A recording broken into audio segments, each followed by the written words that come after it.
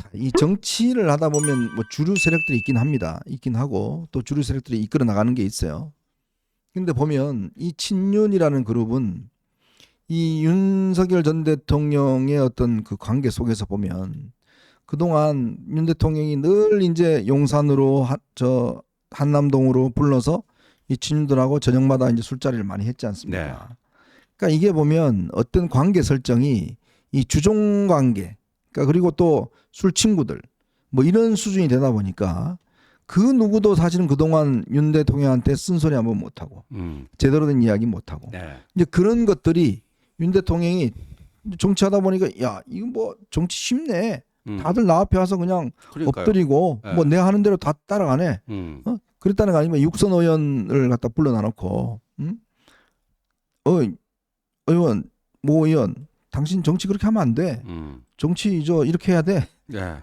육선 의원한테 네. 그 이야기 했다는 거 아니에요. 그러니까요. 네. 오 시장한테도 오 시장 불러놓고 오 시장 그런 식으로 하면 안 돼. 이야기 했다는 거 아니에요.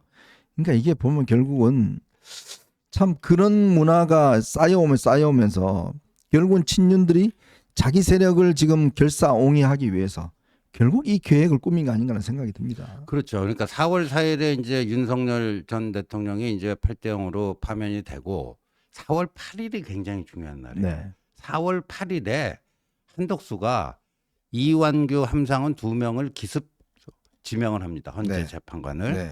그리고 그날 밤에 9시인가 28분 트럼프하고 통화를 해요. 맞아요. 예. 그러면 이게 한덕수의 단독 작품이냐? 저는 아니라고 봐요. 100% 아니다. 그럼 누구와의 합작품이냐? 합작품이라기보다도 누가 만들어 놓은 그 기획에 한덕수가 올라탄 것 아니냐? 네. 저는 그렇게 보고 있습니다. 예. 그 당시에 이제 뭐 제가 듣기로는 아마 이제 이 그동안 정영식 뭐 그다음에 이제 조한창 네. 이분들에 대한 윤통의 불만이 굉장히 많았대요. 그렇죠. 네? 이게 이제 아니 보수 재판관 임명했는데 이게 좀 마음에 안 든다. 그리고 2명 할 때도 이제 확실하게 내가 믿을 수 있는 사람을 해야 된다. 그러면 원래 그래서 좀 찾았는데 찾다 보니까 윤석열 대통령이 항상 친구인 이완규 법제처장 딱 눈에 들어온 거예요. 네. 사실은 뭐 이 한덕수 당시 후보하고 이완규 처장하고는 별로 아는 사이도 아니지 않습니까? 그렇죠. 그냥 예. 국무회에서 그냥 본 정도지 뭐 평상시 친분이 있거나 뭐 교류가 있거나 그런 사이는 아니죠. 사실은 이제 이완규 처장을 헌법재판관으로 지명하면서 그게 이제 굉장히 야당의 반발을 샀고 네. 결국 그 부담을 이기지 못해서 헌법재판소도 이제 그 이제 그 한 거 아니에요. 그러니까 거기서 결국은 출발했고 이제 그때부터 제가 볼 때는 아마 한덕수 대행이 했고 특히 이 박수영 사실은 지금 제일 이 핵심으로 지목된 게 박수영 의원입니다. 네. 이 박수영 의원이 계속 처음부터 한덕수와 이재명의 뭐 비교할 점 뭐 이런 거 계속 올리고 올렸죠. 네. 그리고 지금 또 본인이 공개적으로 의원들 그 저 서명 받아서 네. 50몇 명 서명 받았다는 거 아니겠습니까? 서명 받아서 하다가 그게 이제 문제가 되니까 이제 안 해버리고 그리고 또 본인이 이제 그 캠프에 들어갔잖아요. 네. 김문수 캠프에 들어갔잖아요. 그래놓고 김문수 캠프 나오면서 뭐라고 그 보좌관이 썼던 글, 이 김문수 캠프가 좌파 이 진영에 뭐 같다. 네. 그 글을 또 공유를 했지 않습니까? 그러니까요. 그러니까 완전히 김문수 후보를 그냥 뒤통수를 친 거예요. 그렇죠. 네? 네. 그러니까 그런 것들이 이제 어젯밤에 이제 김문수가 그 음모의 그 전모를 파악했다라는 얘기가 이제 그런 거라고 보고. 그러니까 김문수는 이제 조금 쉽게 생각했을 거예요. 득표하는데 내가 도움이 되니까 한덕수 카드를 최대한으로 활용하자. 예. 최대한으로 활용하자. 그리고 내가 뭐 신속한 단일화라고 그랬는데 신속이라는 게 뭐 타임 리미트를 딱 정해놓고 한 것도 아니잖아요. 네네. 그러니까 김문수 그걸 이제 거짓말이다 공약 파기다 하는데 뭐 김문수는 내가 신속하게 한다고 그랬지 뭐 4월 11일까지 한다고 그랬느냐. 또 그 본인은 그러잖아. 내가 한덕수만 한다고 그랬느냐. 그렇죠. 이준석하고 다 이낙연하고 다 한다고 그랬지. 그렇죠. 뭐 이런 또 논리를 세우고 있잖아요. 그러니까요. 네. 예. 그러니까 결국 이것을 이 쌍권 지도부가 사실상 받아들고 제가 이제 사실은 이 비공개적으로 이제 이 의원들이나 당 지도부가 기자들하고 만나서 이제 한 이야기를 제가 기자들한테 쭉 이야기를 들어보면 이 권영세, 권성동 이 두 분들은 사석에서 한동훈은 절대 안 돼. 그 이야기를 거듭 이야기를 합니다. 근데 저는 참 깜짝 놀랐어요.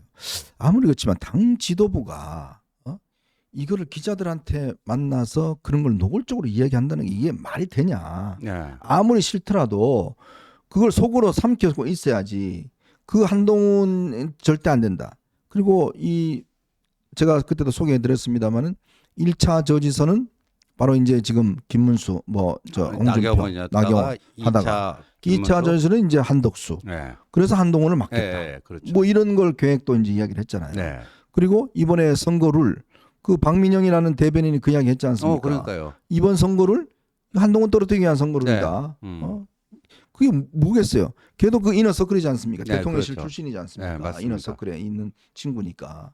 그럼 그 이야기가 결국은 이 모든 작전들이 결국 한동훈 배제하고 그다음에 김문수와 홍준표 둘 중에 누굴 선택해서 뭔가 이제 한덕수를 마중물로 삼고 그다음에 둘을 폐기하고 결국에는 한덕수다. 한덕수가 나온 의미는 결국 윤석열 정부에 대한 재평가. 윤석 재신임. 자, 윤어게인. 이 관점이다. 네. 딱 이렇게 생각한 거 아니에요. 그렇죠. 딱 그거죠. 예. 그러니까 이제 김문수가 딱 후보가 되는 순간 자기들의 그 기획이 아주 신묘했다. 기가 막히게 들어맞았다. 김문수로서 한동훈을 이제 보냈구나. 뭐 그냥 시세기가 아주 그냥 저기 했을 거예요. 웃음꽃 폈을 텐데 이제 지금 와갖고 이제 이렇게 되니까 완전히 이건 이제 자승자박이 되잖아요. 그리고 출구가 안 보여요. 출구가. 네. 출구가 안 보이고 오늘 뭐 단일화 회동 해 보나마나 이제 그 서로 차이를 확인하고 이제 결별하는 네. 뭐 그런 정도가 될 것 같고 그렇게 되면은 오늘 뭐 토론회는 어차피 뭐 김문수가 불참무사 해가지고 이제 무산된 거니까 내일 모레 단일화해서 그 결과를 가지고 한덕수한테 이제 6차 전대 뭐 열어서 뭐 하는 뭐 그 수순 말고는 뭐 달리 다른 가능성이 안 보입니다. 아니 그러니까 저는 참 이해할 수 없는 게 지원님이 당에 있었으니까 이렇게 선거 전략을 짠다는 게 상식적으로 좀 이해가 말이 안 되세요? 되죠. 예? 말이 안 되죠. 아니 선거 전략이라는 게 승리하기 위한 선거 전략이잖아요. 근데 맨 그 윤석열 머릿속에서 나오는 게 대략 그런 수준이에요. 비상계엄도 보세요. 아니 근데 그거는 그렇다 네. 치고 그러면 지금도 윤석열 전 대통령 관계를 멈고 있다는 겁니까? 그렇죠. 뭐가 있어서? 아니 그러니까 윤석열을 추종하는 세력들 뭐 그 등등 뭐 그런 게 뭐 아쉬운 건지 뭔지 그 못 끊고 있잖아요. 그러니까 저는 참 이해가 안 되는 게 저기 누가 만평을 어떤 사람이 그렸던데 뭐 개판이다 해가지고요. 예. 그 감독님 한번 제가 아까 단체방에 올렸는데 그 한 컷에 그 만평이 모든 걸 다 설명해주고 있는 것 같아요. 예. 참 저는 좀 납득이 안 가는 게 이미 이제 권력을 잃고 끈떨어진 대통령의 말이 왜 먹힐까? 좀 이걸 들어보면 그리고 지금 윤 전 대통령이 본인이 저 보시면 이제 했지만 참 기가 막힙니다. 김문수 후보 하나 놓고 지금 한덕수 그다음에 권영세, 권성동, 윤석열 저렇게 지금 목을 비틀고 있는 그런 뭐 아마 저 그림인데 참 저게 이제 지금의 상황들을 상징적으로 보여주고 있는 것 같습니다. 보여주고 있는 것 같고 그러니까 저는 그런 생각이 들어요. 윤 전 대통령의 그것과 그리고 이 친윤들의 어떤 이해관계가 맞아 떨어지기 때문에 그런 거 아니야. 거죠. 자 지금도 TK 쪽에서는 여전히 윤 전 대통령에 대한 지지가 있으니까. 그렇죠. 그럼 다음 선거 때 나 다시 공천해서 당선될 수 내가 끝까지 지켰다. 뭐 이런 거 하려고 하는 거 아니에요? 그렇죠. 그거 하려고 하는 거죠. 그리고 이제 쌍거는 자기들 이제 계속 당권 유지하는 거고 저는 뭐 나경원 의원이 자꾸만 김문수 그 후보 교체하면 안 된다 하는 것도 전 뭐 솔직히 말씀드려서 그렇게 순수하게는 보이지 않더라고요. 나경원 의원으로서는 이제 대권 김문수, 당권 나경원 이렇게 생각을 했을 거예요. 네. 그러니까 다 자기 그 계산이 다 있어요. 네. 어찌 보면 좀 한동훈 이쪽이 좀 너무 좀 무모할 정도로 좀 순수하죠. 그러니까 참 이게 변칙에 전공법으로 하는 게 사실 힘의 역부족이었을 겁니다. 네. 지금 뭐 당원 구조도 지금 지난 계엄 이후에 7만 명이나 빠져나갔고 또 이런 상황에서 이제 워낙 사방에서 했으니까 사실 저 그런 생각이 들었어요. 야 만약에 한동훈 후보가 당선이 됐으면 어떤 일이 벌어졌을까? 네. 어우, 이 상상을 초월한 일. 그러니까 이제 한동훈이 당선됐다라는 것은 이제 한덕수와의 단일화에 대해서 사실상 그런 세측이고 마라톤 그 비유를 했잖아요. 40km까지 택시 타고 갔다가 나머지 2km만 뛰려고 하는 것이다. 그러니까 한동훈이 만약에 당선이 됐잖아요. 네. 친윤들이 탈당을 하죠. 음. 탈당을 해갖고 이제 친윤 당을 하나 맹글어갖고 네. 그 한덕수를 거기다 입후보 시키는 거죠. 아니 저도 그 이야기를 들었어요. 네. 원래 이제 이 플랜 C 중에서 이제 플랜 A는 이제 이 처음에 이제 김문수 뭐 이렇게 막는 거고, 플랜 B는 이제 2차 가서 이제 저지하는 거고, 만약 그것도 저지가 안 된다 했을 때 플랜 C는 이 친윤들이 몇 명이 선도 탈당을 해서 그렇죠. 밖에 당을 만들고 그 후보를 이제 한덕수를 내세우고 그러면서 이제 깽판 치겠다 뭐 이런 그렇죠. 계획까지 세웠다는 거 아니겠습니까? 예, 한동훈이 되면 그 보수 분열 해갖고 그냥 그러면 이재명 뭐 거의 완성이죠. 아니 그러니까 참 저는 그 이야기가 언뜻 들면서 한동훈 찍니 이재명 찍겠다라는 이야기가 예, 그냥 말 실수가 아니었다는 아니에요. 느낌이 지금도 많이 들어요. 예, 그러니까 결국 이 사건의 핵심을 이야기해주고 있는 거 예, 아닌가. 딱 그거죠. 예, 차라리 야당을 했으면 했지. 예, 한동훈 대통령 돼서 우리 그냥 뒷방시에 물러나는 거 네. 그거 못 하겠다는 거 아니겠어요? 그거죠. 그 계산 자체가. 그거죠. 예. 그러니까 이재명보다 한동훈이 더 미운 거예요. 예. 그러니까 결국은 이 상대방이 되면 그 야당이라도 하면 우리가 그래도 버틸 수 있는데 만약에 우리가 또 여당이 되면 이게 정치개혁과 시대교체, 정치교체의 대상이 되면서 자리가 없어지는 거 아니겠습니까? 그렇죠. 그러면 이게 못 버틴다. 못 버틴다. 그러니까 이게 여러분 생각해 보십시오. 정말 이들은요, 여러분들은 정말 이 이재명 독재 정권을 막아야 되고 어떻게든지 해야 된다라고 그렇게 열성적으로 여러분들이 응원하고 지지하고 있는데 정작 그걸 하는 정치인들은 딴 생각을 하고 있는 거예요. 그거 상관없고 내 다음 국회의원 어떻게 더 할지 이 문제, 나 다음 시장 할지, 나 지사 할지 이것만 생각하고 있는 거예요. 그렇죠. 그러니까 진정한 애국심들이 없다는 거예요. 없어요. 예. 그러니까 그거를 좀 깨달으셔야 되는데 근데 이거를 못 깨달으니까 결국 지금 저는 이 사태까지 지금 진행되어 온 게 아닌가라는 생각이 많이 듭니다. 맞습니다. 예.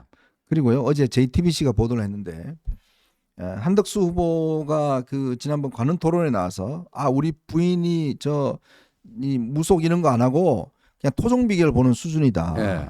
그 이야기를 했는데 어제 JTBC가 녹취록을 다 공개를 했습니다. 이 녹취록이 뭐냐면 2년 전인가 이 총리가 될 때 그때 아마 부인하고 인터뷰를 했는 모양이에요. JTBC가. 네, 인터뷰를 했는데 이 부인이 제가요 명리학 전문가고요. 제가 명리학을 많이 공부했어요.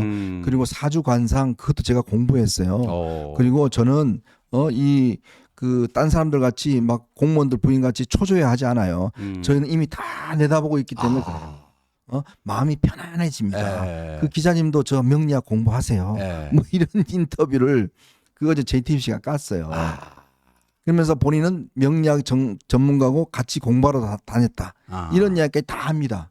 근데 이게 토종 비결이에요? 근데 명리학은 이거 이제 보는 분들은 그거는 이제 학문으로 이야기를 해요. 그럼요. 근데 주역 뭐 이런 거 있지 않습니까? 맞습니다. 근데 또 이걸 한꺼풀 하면 또 이게 이제 뭐 그거하고 비슷하게 인식이 되는 그거하고 거거든요. 무속하고 이렇게만 뒤집으면은 그게 그렇게 되는 거예요. 예. 그러니까 역술하고 무속, 역술하고 무속은 다르다. 역술은 지금 현장님 얘기한 명리학에 입각해갖고 뭐 주역, 뭐 사주팔자 이런 건 나름대로의 어떤 학문적 체계가 있는 과학이다. 네. 뭐 하는 게 그들의 주장이고 무속, 신점, 점을 볼 때도요 사주팔자로 보는 게 있고 신점, 이 영빨 있는 사람들이 네. 딱 봐주는 신점이 있고 그런 건데, 근데 그거는 이제 무속이라고 하는데 그게 도찐개찐이거든요. 이렇게만 딱 돌리면 바로 그거 되는 거고, 그러니까. 뭐 저 한덕수가 뭐 저 관훈 토론에 나가갖고 새빨간 거짓말을 박지원이 했다라고 그랬더니 박지원이 새하얀 진실이다 그랬잖아요. 새하얀 진실이다. 네. 예. 그리고 어제 회동에서 김문수가 물어봤다면서요. 네. 아니 대선 나올 거면 국민의힘 경선 들어왔어야 되지 않느냐. 그랬더니 한덕수가 그렇게 대답했다는 거 아니에요. 그때는 트럼프 이 관세 협상 때문에 도저히 국가적 위기 상황이라 갖고 그만둘 수가 없었다. 그게 말이 됩니까? 그런 자가 이 권한대행을 내팽개치고 여기 뛰어들어요? 네? 참 앞뒤가 안 맞아요. 명분도 없고 자, 그런 것이 그렇다고 이게 뭐 확실하게 이길 수 있는 카드도 아니고. 카드도 아니고. 예, 예. 그런 면에서 경선 망치고 결국은 당 망치고 결국은 그 뒤에서 이거를 모든 프로그램을 짰던 사람. 그러니까 이 부분에 대해서는 반드시 좀 책임을 좀 물어야 될 것 같습니다. 그럼요. 이거는 그냥 이렇게 그들이 또 존재하는 한은 저는 이 보수가 다시 이게 복원할 수 있는 힘이 없어질 수도 있어요. 네, 예. 그렇습니다. 그 문제는 앞으로 정말 반드시 이들을 퇴출시켜야 된다는 생각이 듭니다. 자, 저희가 이제 마지막 이슈로는요 민주당 이야기 좀 해보도록 하겠습니다. 지금 뭐 민주당